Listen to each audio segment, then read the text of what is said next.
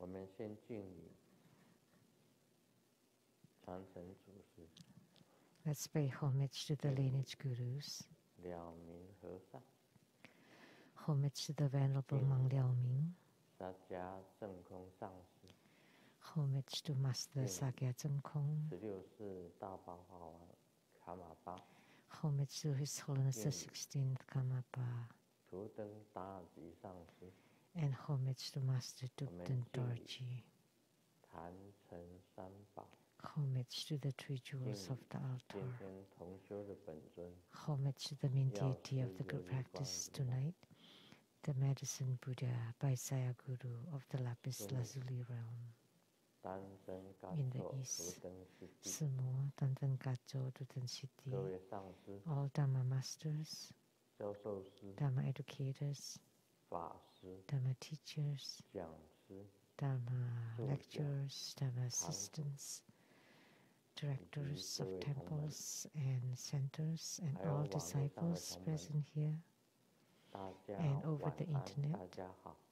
Good evening, everyone. How do you do? 你好，大家好。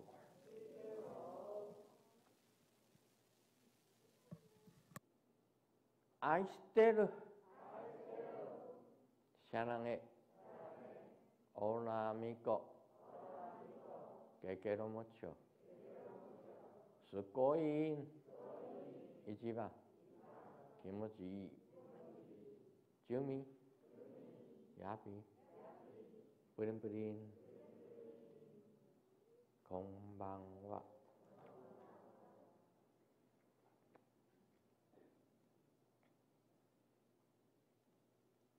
今天我们是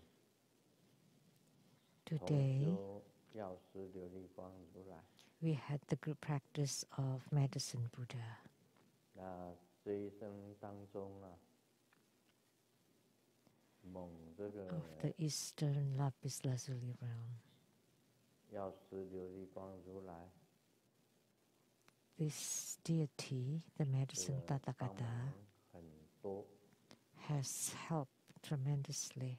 我记得隐居的时候 I remember when I was living in seclusion or retreat. 这个也是讲过了。 And I have said it before too. 得到一个病，很严重的病。 When I was living in seclusion, I suffered a severe illness. 暴病了，去到这个 And 古利亚， with 在这个 feeling sick, we went to Korea 到了庆州 in a place called 去礼拜这个 Chogyu. 一尊大佛，就是药师琉璃光如来。 To pay homage to a huge medicine Buddha 拜 there. 完了以后呢，回程的时候，在车子上眼睛闭下来。 And on the way back, we were on the bus, and when I closed my eyes, I saw the Medicine Buddha, and also the Medicine King Bodhisattva, and Supreme Medicine Bodhisattva, the Sunlight Radiance Bodhisattva, and Moonlight Radiance Bodhisattva. I also saw the 12 Medicine Generals. 那个时候我就跟那时候一起去的同门讲。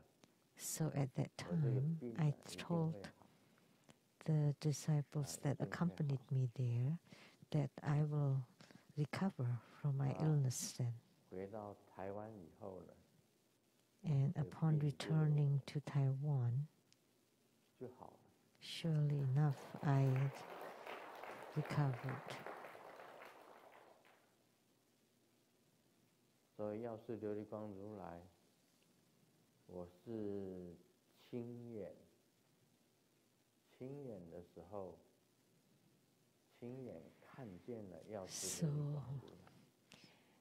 I personally witnessed the appearance of the medicine Tathagata and the 12 medicine generals very vividly.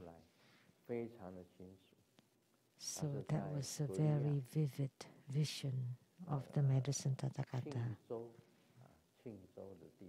So that was in Korea, at a place called Chongju.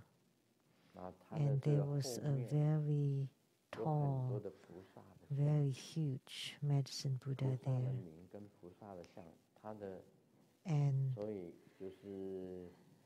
behind him, there are many other bodhisattvas, the great bodhisattvas and the 12 medicine generals of the eastern lapis lazuli realm.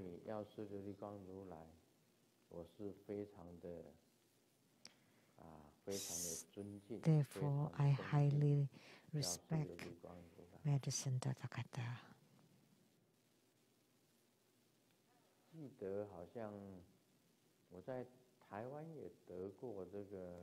And I remember when I suffered from cellulitis in Taiwan,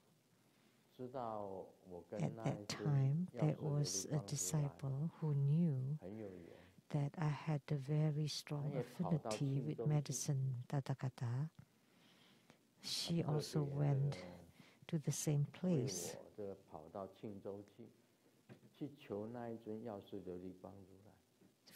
and prayed to the same medicine Buddha for me. And when she was paying homage to the medicine Buddha, as she looked up, there was a bird from the sky that flew down and perched on the hand of the medicine Buddha. So this disciple believed that medicine Buddha responded.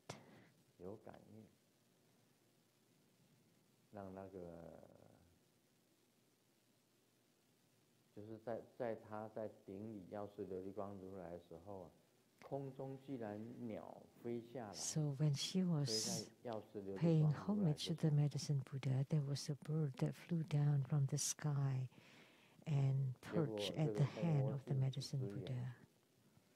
As a result, the cellulitis was alleviated and I recovered from it.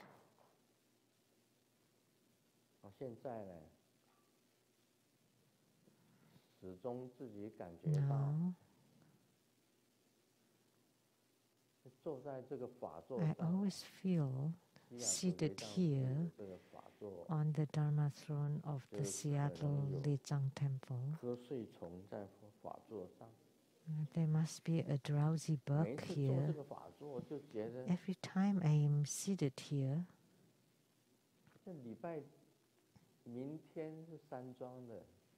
and tomorrow at the Rainbow Temple, there are no drowsy bugs at the Dharma throne there. But here, as soon as I sit here, I would feel drowsy and lethargic. I feel very weak and I cannot open my eyes, just feeling sleepy. I don't know what's the reason, but that's how it is.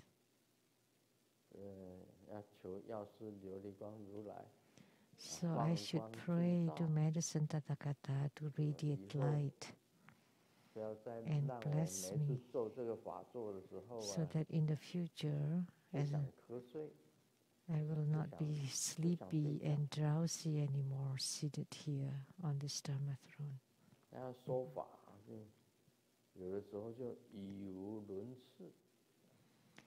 So sometimes in my Dharma teaching, then I would be lost at word. Like I would forget what I'm supposed to say. 所以有同门今天晚上问我说 There was a disciple who asked me tonight, what are you going to talk about tonight? And I said, let's just sleep together.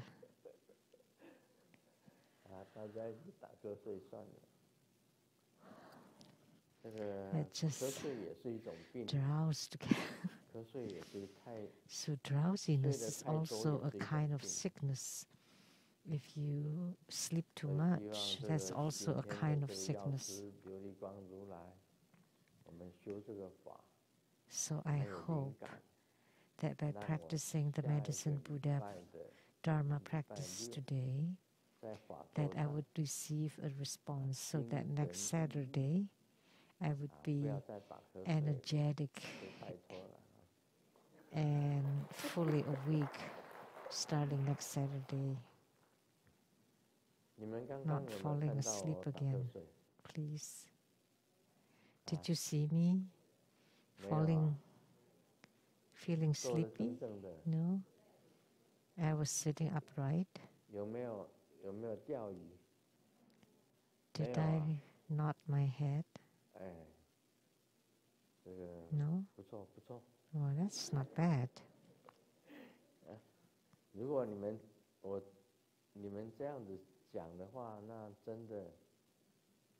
If that is the case, I should be grateful to the Medicine Buddha.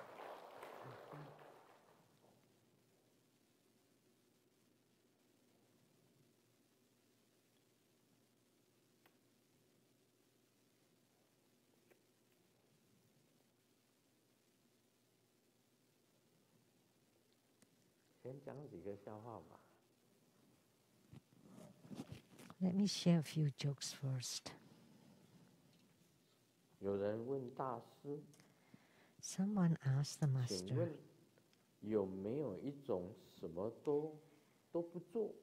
is there a case where you don't do anything and then money would rain on you?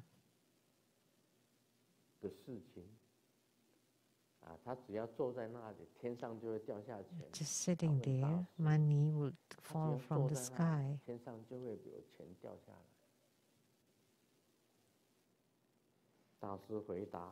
And the Master replied, yes, this.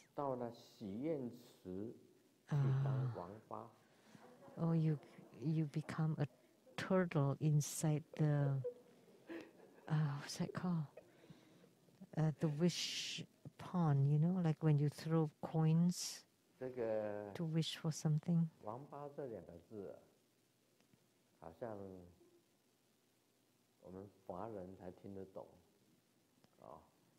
So the turtle.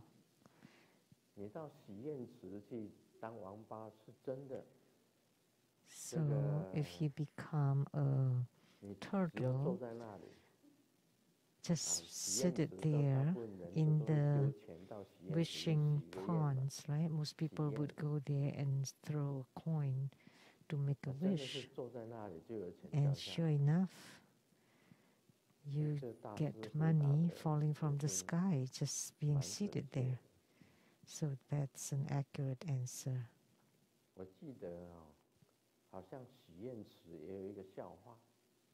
There's another joke about the wishing fountain. In Italy, there was a tour bus, and there was a wishing fountain, and all the tourists rushed over to make a wish. And there's a husband who got to the front. And his wife next to him was very aggressive. And she pushed over. And the husband was about to make a wish. But the wife pushed him aside. Let me do it first.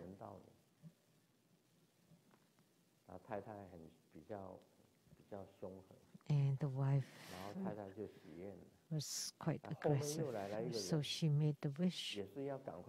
And there was another person behind her rushing and pushed the wife into the fountain, the wishing fountain. And when the husband saw that, he said, "Oh, wow, so responsive, so accurate." Because when the wife pushed him aside, he was mumbling inside the heart that you fall into the pond or the fountain. And sure enough, someone pushed her into the fountain.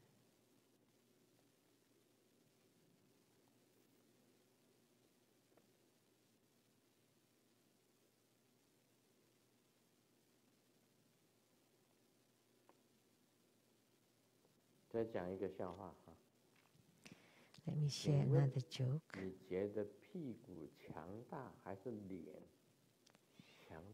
Let me ask you, between the face and the behind or the butts, which one are stronger? The answer is the butts, because you don't need to spend money to take care of it, and it's still fair and clean and smooth and wrinkle-free and soft and no acne.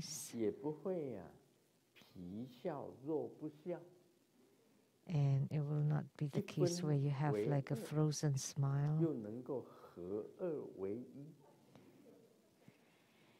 And one can become two, and two can be combined into one.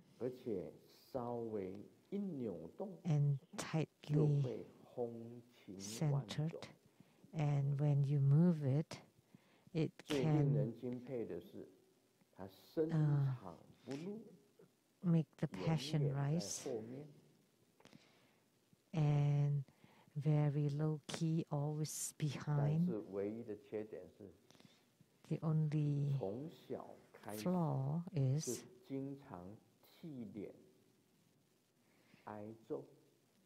it's often beaten ever since you're little. On behalf of the face, is there a joke?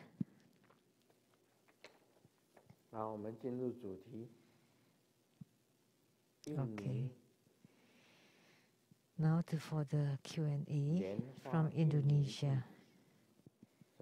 Lotus, Indonesia disciple.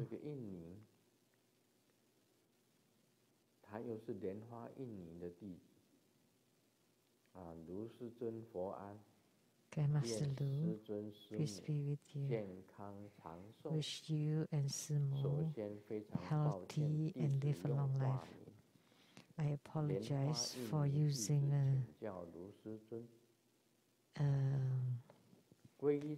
nickname. If a true Buddha school disciple wishes to become the Golden Mother's child, do they need a special ritual for it? Or is it true that by taking refuge in living Buddha Lien Sheng, one also becomes Golden Mother's child? Because True Buddha School was established through the mandate of the Golden Mother. So by taking refuge in True Buddha School is the same as Golden Mother giving birth to our wisdom lives. So Golden Mother is the mother of 5 million future Buddhas. And 5 million, which is 510,000, means countless of them.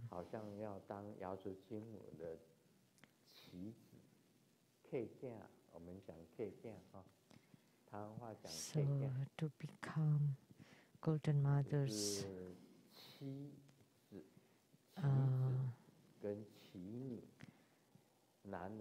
son or daughter for the man or for the woman. Do you need a special ritual for it? 这个关于这一点呢，我拿台湾为例子，因为药师金母她有 Let me take an example of Taiwan. Because Golden Mother emanated in Hualien, Taiwan, and there's a memorial tablet there. And according to the legend, like adopted or godchild of Golden Mother at Jian village, right? Is that the case? I'm not sure if that's right. But she descended onto Hualien City in Taiwan and was seen by a child medium. So the people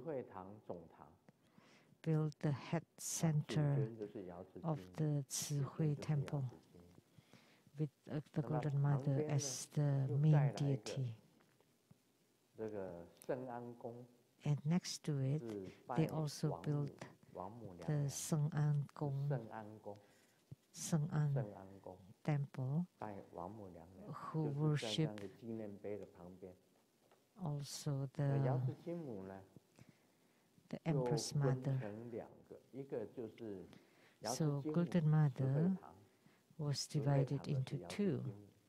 So the Tze temple has the Golden Mother, and the Seng An temple has the Wang Mu Nyang Nyang, which is the Empress Mother. They're both in Hualien. When I propagated Buddha Dharma in Hualien, I visited the head temple of the Tze temples. And the directors knew about me, so asked me to bless the Golden Mother at the Tze temple, just like when I bless our own Golden Mothers here.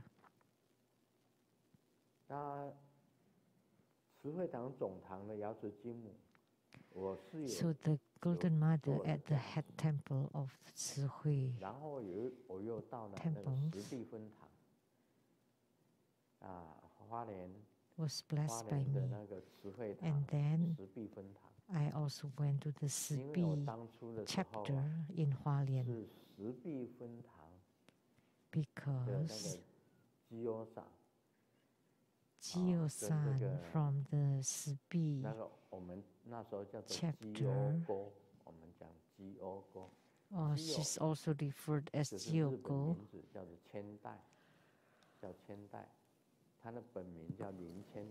It's a Japanese name, Jio-Lin, the last name is Lin.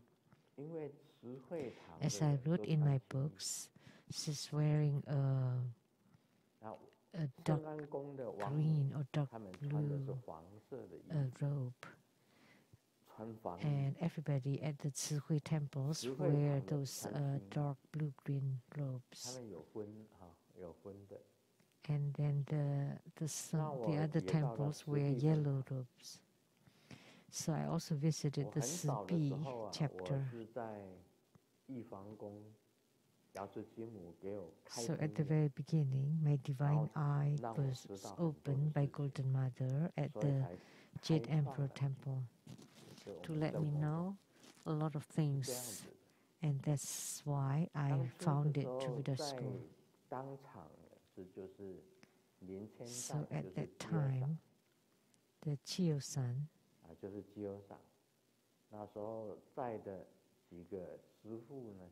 and several of the masters there, Jio-san, the abbot of the Jade Emperor Temple, the Reverend Si Hui-Lin, and then NT and alien NT, and a man called Shi Tian Tze were all present. So at that time, Golden Mother was calling upon me, and she said, "Is there someone called Katze here? Katze is my name." So the Seng of the Seng Yan, my name, is pronounced as Katze in Japanese. So my name, Seng Yan Lu, is pronounced as Ro Katsuhiko in Japanese.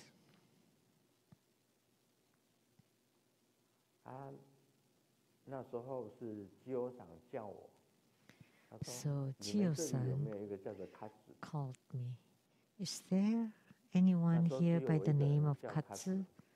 And I was the only one with the name Katze. So my mom told her that Katze is my son. And Jio-san said that Golden Mother is looking for me.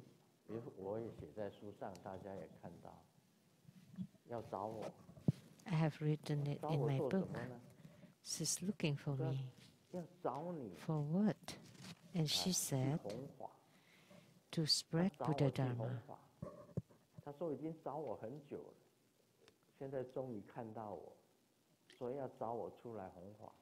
And she said she's been looking for me for a long time, and finally found me and asked me to spread Buddha Dharma. And I said, "But I know nothing of it."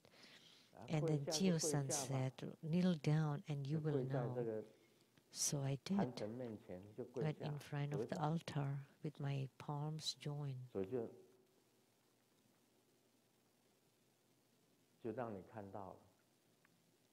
Then I saw. I had visions. That's how I was. So at that time, I thought,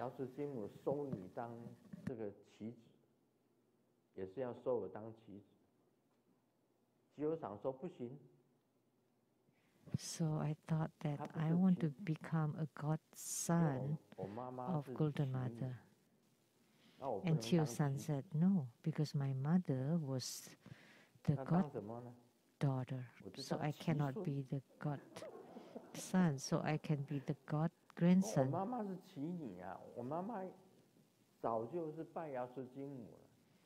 Because my mother had worshipped Golden Mother and have been the goddaughter for a long time. So I couldn't become a godson, so I became a god-grandson. Now, if a true Buddha disciple wants to become a godson of Golden Mother, it's fine. Then I would be your grandson.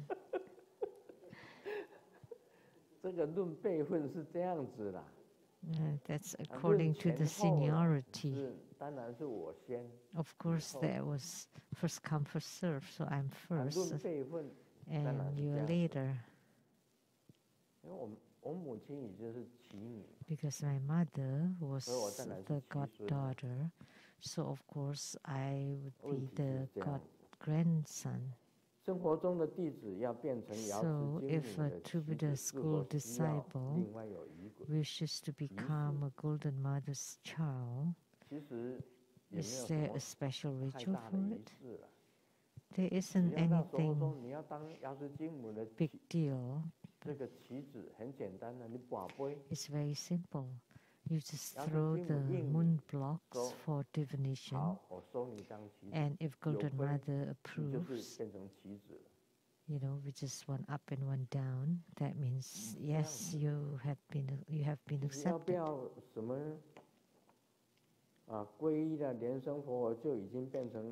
So is it true by taking refuge in living Buddha Liansung, one becomes the children of Golden Mother?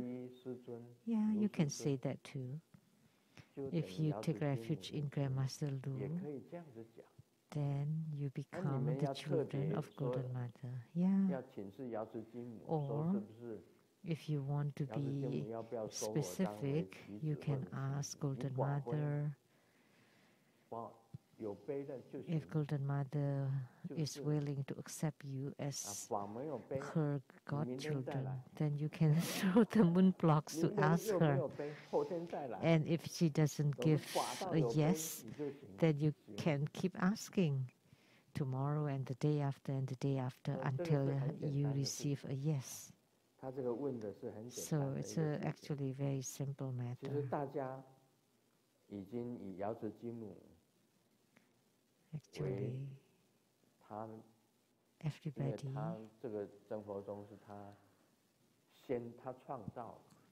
because Trubhuda school was founded or established by the Golden Mother.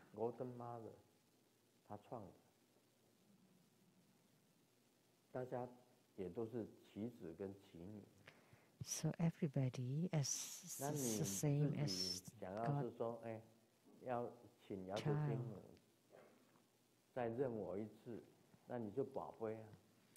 But if you want to ask again, then you can just throw the moon blocks. So sure, it's a simple question.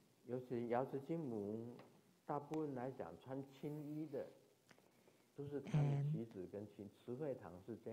most Golden Mother's followers that's wearing the dark green robes are the godchildren of Golden Mother.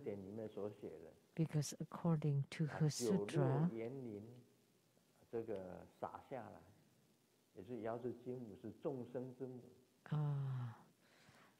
the Golden Mother is the mother of all sentient beings.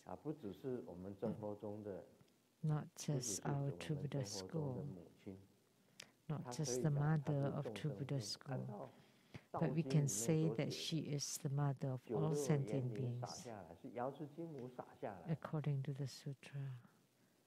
So the beings were sprinkled by Golden Mother. So we are all her children. No differences.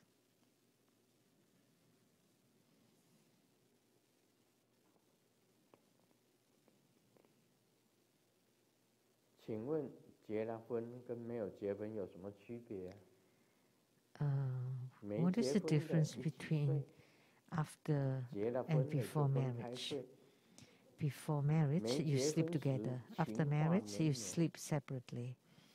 Before marriage, you have lots of sweet talks. After marriage, you full of lies. Before marriage, come close. After marriage, get away. Before marriage, you talk about everything, but just like a loving couple. But after marriage, nothing to say.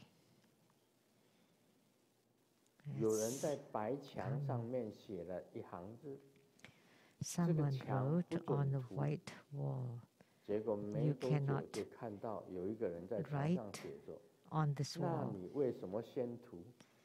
And then someone else wrote, then why did you write it first? And someone else saw it and became angry and said,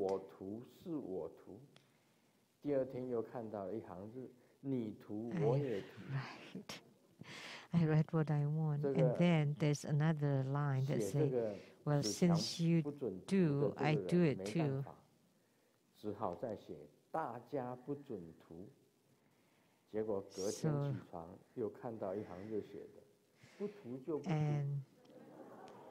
and the person who wrote that you cannot write on the wall said, please don't write.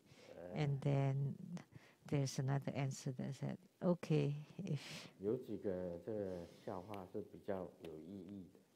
there are a few more jokes that are more meaningful. Don't expect from diet. 也没有看到他瘦下 The 来。 precept pig has walked 重点是他还是吃素。 84,000 miles and he didn't even lose weight. And the key is he was even vegetarian.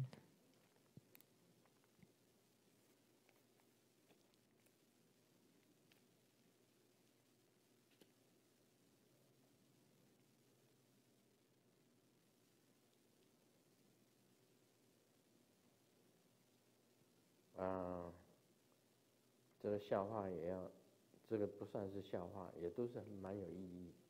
This is 不要随 meaningful, 便 but it's 批 not a 评 joke. 他人， Don't 因为我们 criticize 不知道 people 他有没有经历过 randomly 什么武术训练。 because we don't know if they're trained 不要 in 随便 martial 批评他 arts. 人，因为你不知道他有没有经过武术训练。 So they may be trained in martial 情侣 arts. 之间应该完全平等。 So there 意 should 见 be 统一的时候， equality between lovers. 听男朋友的， When they're in 意见不 agreement, they 一样 should 的时 listen 候 to the boyfriend. 听女朋友的， When they disagree, they should listen to the girlfriend. 这是平等了。 That's equality.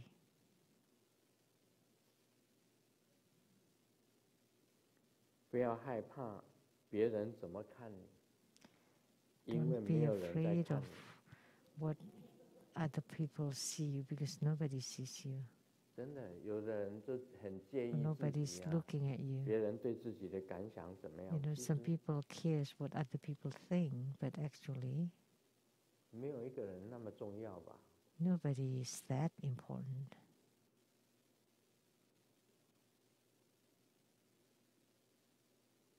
我的超能力就是所有的事情都超 My 出我的能力。 superpower is that everything is beyond my 他的超 power. 能力，所有事情都超出他的能力。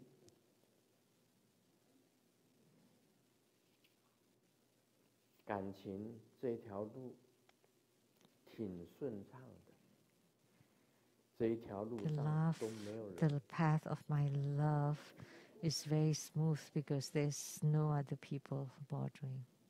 小时候虽然穷，但是很快 Although 乐。 I was poor when I was 现在不一 young, 样。 I was very happy. 不仅 And 穷 now it's different. 还不快乐， Now I'm not only poor, I'm also unhappy.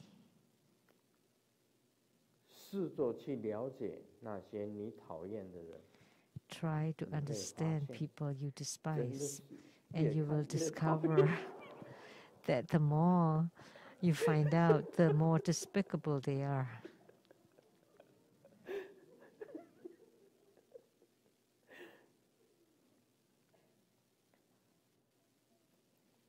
你长得很耐看，可是我没有耐心看。 You look good. Yeah, you. 现代人就是这样子的，哎， But you have no patience to look. 好了， People 我们 nowadays 讲 are like that. 罗摩 Now 诘 we will talk about the Vimalakirti Sutra.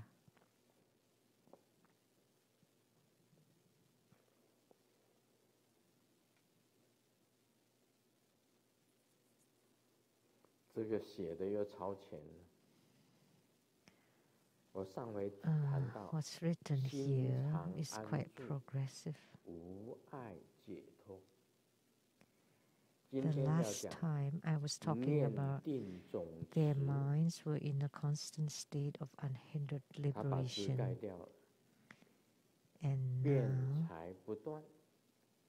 it said 念 with 定总持， stable 辩才不 minds 断， they 有讲吗？ engage in debates 还 with 没有吧？ eloquence. Have I talked about 所以他 this? 这个 No. 又盖错了，因为我 So 们 they 讲得很慢， marked it wrong. 这个经不好讲。其实 So 哦， we 是不是可以 it 试着讲别的 takes 经 too slowly. This sutra is too hard to 因为实在 expound. 讲不下去。 I just cannot continue. Can we talk about 哎， other 维摩诘 sutra, please? 怎么搞的？刚 Vimalakirti. 开始就是这么那样， The 这样子。 beginning is already so hard. 大比丘、大菩萨， the great bhikkhus and great bodhisattvas, just to describe the bhikkhus and bodhisattvas, the great bhikkhus and great bodhisattvas, you talk so much about them. That's really quite troublesome. And if I don't talk about it, I have no afflictions, but the more I talk about it, the more afflicted I become. Who asked me to expound the sutra? So difficult.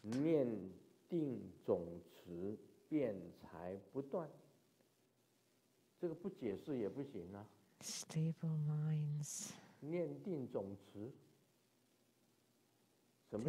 So I have to explain this word.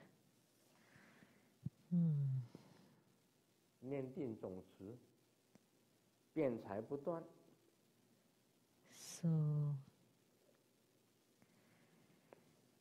engage. Eloquence. Engage. Mind. The mind should have we should have the right thoughts, which is part of the Eightfold Noble Path. So the mind refers to the right thoughts. So great bhikkhus and great bodhisattvas definitely have the right thoughts. They will not have slanted or improper thoughts. And stable, what kind of stable or meditative stability? That must be the right meditation. So the great bhikkhus and great bodhisattvas have the right thoughts and have the right meditative stability. And what is the upholding, no more gifts.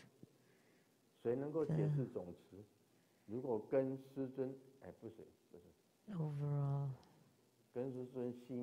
engage. So, what is right is if it complies with what Grandmaster has in mind. Otherwise, it's not correct. That's all I can say. Anybody can explain this Chinese words? 种子, 种子. It's like a general or chief. My master, Pu Fang, built a temple called 种子 Temple, or the chief temple or general temple. I just know the ambassador would say something. I was looking at him.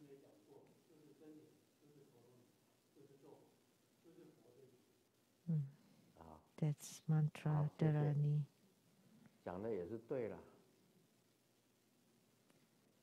That is right too.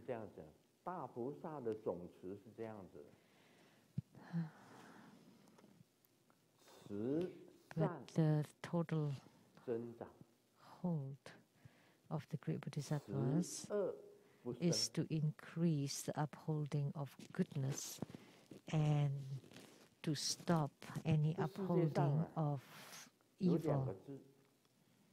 In this world, there are two words.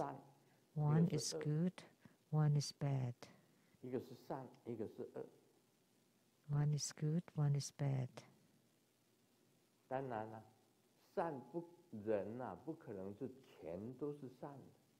Of course, as a human being, you cannot be completely good. There is some badness within the goodness and vice versa. I have talked about this story, right?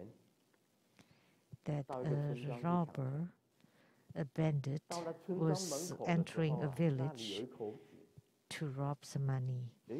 But at the edge of the village, there was a well, and there was a kid that was still crawling to the side of a well. It almost fell outside the well, and the baby was playing around the well, and the bandit saw the kid, the baby, that was about to fall into the well. And they said, let's save the baby first and then continued to rob. So even the bandits give rise to good thought. So as they entered the village, there was a well, and the baby was learning to crawl and was about to fall into the well, and yet the robbers or the bandits saved the baby first before they robbed the village. So even the bandits generated good thoughts. All of a sudden, they had this thought, oh, the baby was about to fall into the well. And then they immediately saved the baby. So actually, they were planning to rob some money. So that was bad, right? But they still had good thought to save the baby. I have told the story before. So as a human being, even the good person is not completely good, and a bad person is not completely bad. Most people have the dark side to the good and the good side to bad people.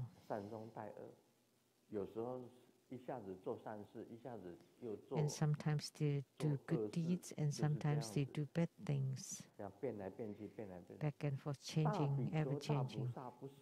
But not for the great bhikkhus and great bodhisattvas. So their complete or total upholding is they always uphold the goodness, good thoughts continually increasing. And then they will not give rise to any bad things. If they know it is bad, they would stop it, nip it in the buds.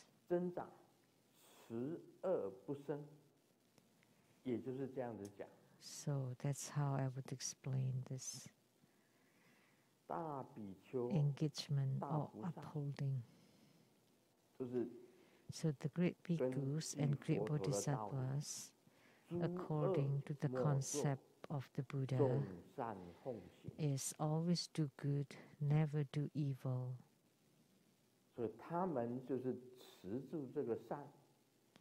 So they always uphold and increase the good, and to stop and cut off the bad. Because all this is talking about the great bhikkhus and great bodhisattvas. So that's the meaning of these words, Zhong-Zi, complete upholding. So Buddhism, which is the teaching of the Buddha, is to always do good, avoid all evils, and to purify your mind, your body, speech, and mind. This is the most important. Buddhism is all about this. Always do good, never do evil, and purify your mind. To purify your body, speech, and mind. That's the teaching of the Buddha. So this total upholding means the first two phrases, which is always do good and avoid all evil. So you stop all bad thoughts, and you have the right thought and the right meditation. And Vimalakirti will explain about the right thought.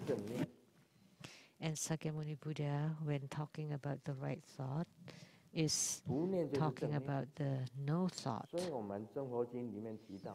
The no thought is the right thought. So in the Buddha Sutra, it's written that the quiet is called the quiescent mind is the Buddha Sambhoga.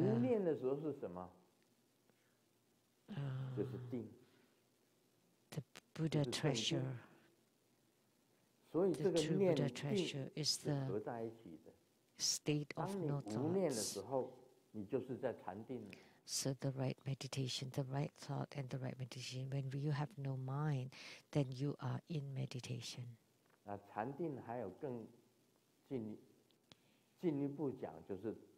And if we go further in meditation, the most important thing is to have no thoughts. And before that, like single-mindedness, it's the same as meditation too. That's concentration, focus, single-mindedness. And the Buddha once said that if you can be focused and single-pointed, then you can accomplish anything. And Lao Tzu once said,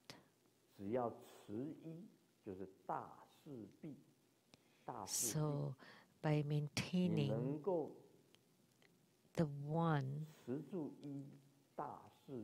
which is also single-pointedness, then you can resolve anything. Lao Tzu and Confucius and the Buddha actually said the same thing.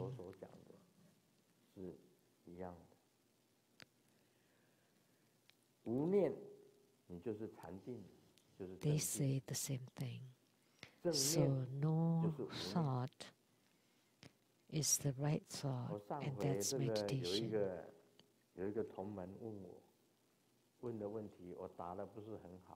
A disciple asked a question and my answer was not very good. So after I got home, the Buddhas and Bodhisattvas told me that my answer was not complete. The question asked by Lian Hua Chun Jian, the so-called souls, when their energy eventually dissipate, there would be the death of the spirits or ghosts, right? And wouldn't that be liberation then? Once you disappear or dissipates? No. You know, at that time I said, after the dissipation, that you would become microbes, to become virus. When your energy, vital energy is completely dissipated, then you would become virus. But that's only one aspect of it. And according to what the concept of Sakyamuni Buddha, the concept spoken by Sakyamuni Buddha is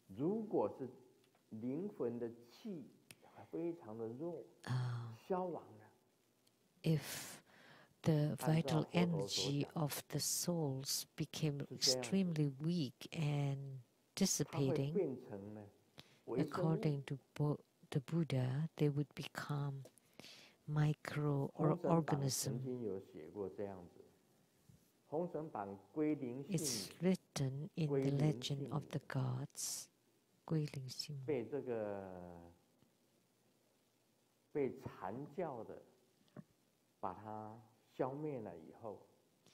was eradicated.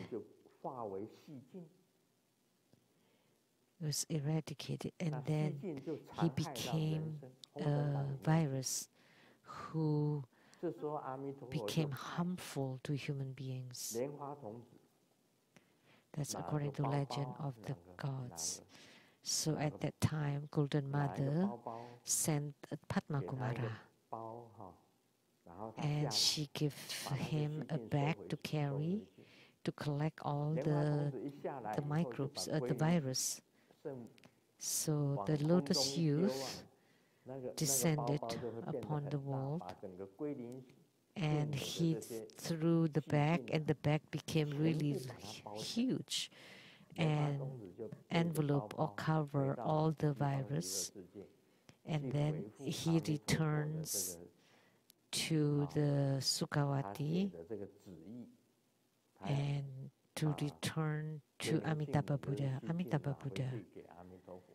and to brought the virus back to Amitabha Buddha. But on the way back, he was very tired and fell sleepy and fell asleep.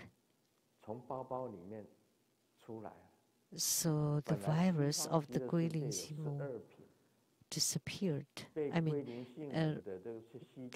Got out from the bag. So originally there were 12 lotus births in Sukhavati, but 3 of them were eaten up by the virus of this Guilin Simu. So now that's why we only have 9 levels of the lotus births. So this virus will incredible. Even when they have no more vital energy, they become microbes. True enough, they really become microorganisms. So what I said was right. But it's not complete. Because if you're completely gone, like what Lian Hua Chun Jian said, then you're liberated because it's nothing left. But no, that's not liberation. There are many deviant path followers that would say that once you die, once a human being dies, that nothing's left. You have no more souls. You cannot see it, so there's no such things. There's no vital energy, no heavens, no hells. That's how my father was. And he had this view and debated with me until he was all red. He was enraged. On a New Year's Eve family banquet, we had this debate, and it should have been a very nice family gathering. And he was slapping on the table, and I was jumping out. Because he said that after a human being dies, nothing's left. But I said, of course, there's soul and heaven and hell. And he said, but show me. I cannot see them. And I said, no, I cannot show you, but it's written in the Buddhist sutras or in the Taoist canons. And he said, those were all just written by human beings. I want to see them by myself in order to believe. That's how our debates were. So if it's like what my dad said, that when a human being dies, everything is gone, then you would fall into nihilism. So when the qi or vital energy is gone, then of course you would fall into nihilism. But amid nihilism, there's still cause and effect. You can become virus, you can become microbes. It will not be completely nothing. Because based on their karma of the human being, but because he has no more vital energy, he cannot become another human being or fall into hell or fall into the 3 lower realms. So instead, he would fall into the realm of the microbes, which is virus, because there's still life in virus. Virus also a kind of life. So if you say that there's nothing left, then that's liberation, then that's similar to what my father said. No hells, no heavens, no reincarnations, no. This is according to the Buddha. The right realization of the Buddha is related to bodhicitta, the mind of enlightenment, which is what Vimalakirti said, to benefit sentient beings. I don't benefit sentient beings for any particular reason or motive, but whatever I do benefits sentient beings, and this is called the unconditioned action. So I don't do it for anything. However, I still do it to benefit sentient beings. That's why you do without motive, or it's called unconditioned action. So the unconditioned Dharma spoken by the Buddha is that you do it for no reasons. It's written in the Vajra Sutra. So the sixth patriarch Huineng heard a verse of the Vajra Sutra, which is, give rise to the mind that does not dwell on anything. So you give rise to the mind, that's the action, but without dwelling on anything, that's the unconditioned. So you do it, but not for any reasons, not for fame, not for benefits, not for looks. But I continue to do to benefit sentient beings. So this is the right realization of the Buddha, the right enlightenment. So you cannot say that once you die, you're liberated. So when the energy of the ghost dissipates, that's liberation. No, you cannot say that, because there's no benefit whatsoever to sentient beings. If you say that, that's a deviant concept.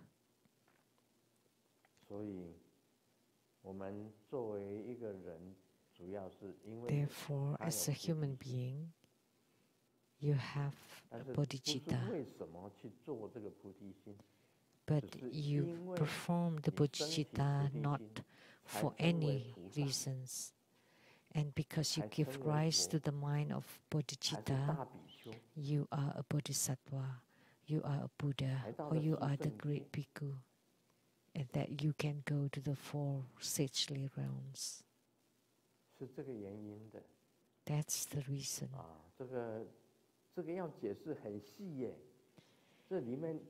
To explain this, it's very detailed. And you think when there's nothing left, that's liberation. If that's the case, it would be very easy that when the comets hit the earth, then everybody is liberated. Like when the comet hits the earth, all human beings die, the earth splits, and then everybody's liberated? No, the cause and effect, the karma is still there.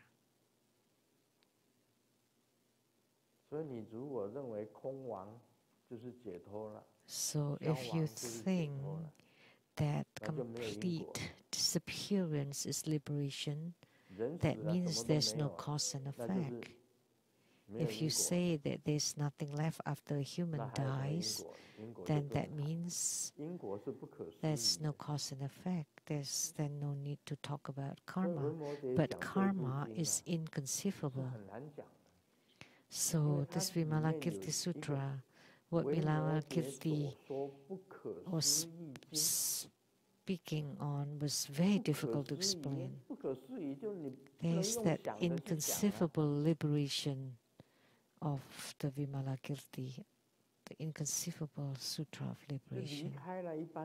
So it's inconceivable, it's beyond imagination of ordinary people. Therefore, this sutra is truly difficult to expound.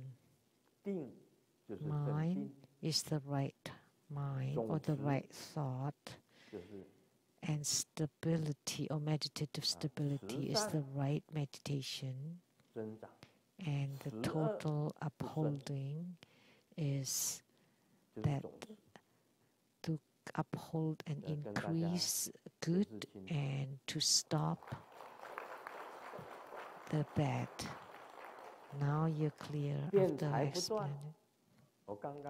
And continuous eloquent debates, like when I was debating with my dad.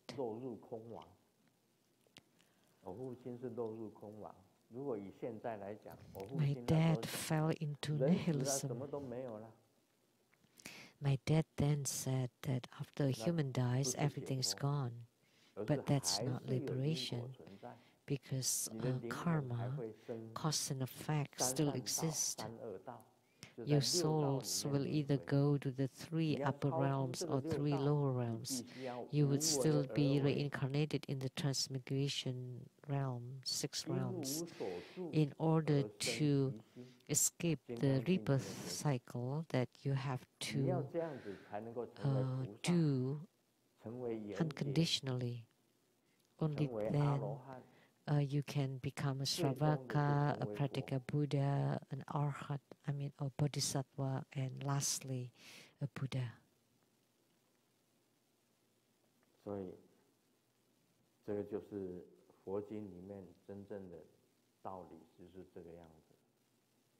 So that's the concepts in the Buddhist Sutra. So continual eloquent debates is that I continued debating with my dad. So because my dad said that after a human dies, everything is gone. So why should I do good and give and be generous? Because it's all gone after you die. That's what my dad said. So I debated with him until both of us became red with rage and slapped the table, threw the chair, and then he left home to Kaohsiung from Taichung. And I said, I'm going to Kaohsiung too, because my classmates were in Kaohsiung. And my mom heard that, and she said, this father and son argued and both went to Kaohsiung, and they would see each other in Kaohsiung.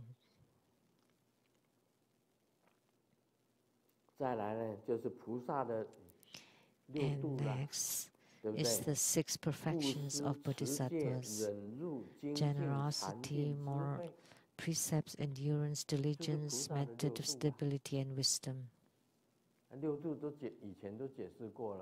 And I have explained the 6 perfections before: giving or generosity, precepts or moral ethics, endurance, diligence, meditative stability, and wisdom. So what is giving? That's the upholding, which is upholding and increasing the good and stopping the bad. So all good deeds are considered giving or generosity. And precepts or moral ethics is to stop all that is bad and arising, unborn. That's precepts. And endurance. As spiritual cultivator, when I was young, I cultivated too. I was beaten by my dad with the pole, with the bat, anything, many things. As soon as I disobey, I would be beaten. Even when I obey, I would be beaten. When he drinks, I was beaten.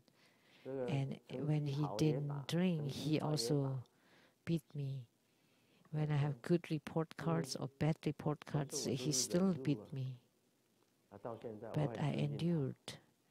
Until now, I still respect him because he taught me endurance, the perfection of endurance, endurance paramita. Now I know that my dad was teaching me endurance, although he beat me every day. But without him, I would not have grown up. So therefore, I should still respect my parents. That's how I am. I will still respect my father. Without my father, I will not have grown. So he raised me too. So he gave me food. 3 times a day. So I grew up because my dad earned the money and raised the family. So I should respect him. So I understand this. He beat me so that I can cultivate, so that I could cultivate endurance.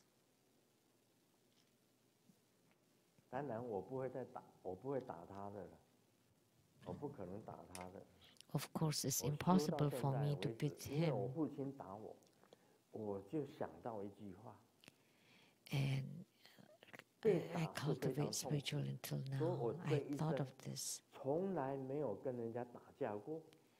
Because it's suffering, it's painful to be beaten. That's why in my life I never get into a fight, and I never beat my children either. So that's the education that my father gave me. So I still owe him some gratitude because he beat me, so I know that's very painful. So I never beat my Foqing or Foqi. Only one time I was meditating and they were playful and noisy around me, so I just pulled them once and they always remember that. Oh. So you need to endure and diligence, and I accomplished that. Every day I practice, every day I write, every day I paint. Every day do what I need to do in order to have peace of mind. So I am diligent and I do all the things. Otherwise, if you don't do it today, you lose your life. So if you don't do any meaningful thing today, then you lose today's life. That's how I think. If you live for the day, you're diligent for that day. If you don't, you have wasted your life. And meditation, that's the right meditation. At any time, in any place, according to Vimalakirti. That meditation is not sitting, merely sitting there, but meditation during walking, standing, sitting, and lying down, and meditation in each and every word. Only that would be a true meditation. And lastly, wisdom. The unborn, endurance, unborn, beginningless wisdom. When you gain true wisdom, that wisdom is no birth and no death. The wisdom of no birth and no death. Do you understand? There is no birth and no death. There is no arising and no ceasing. And we've talked about this in the Vajra Sutra exposition. Actually, there is no birth and no death. And this human world is just a dream, 100-year-long dream. You're not in this human world, and you have never left this human world. So there's no birth and no death for you. Why? There are births and deaths. Now you're alive, and then when you're not alive anymore, you're dead. How come you say there are no births and no deaths? So what Master Yong just said was very important.